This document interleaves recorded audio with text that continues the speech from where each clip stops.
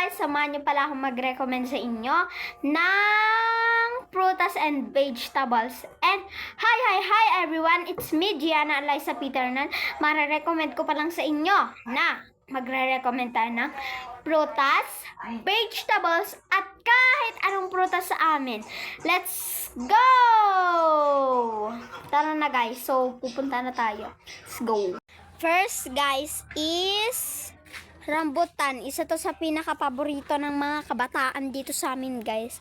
Hindi pa sila nagpapaalam para lang makakain nito. So, next na tayo ay punta tayo dito sa sili. Meron tayong sili dito.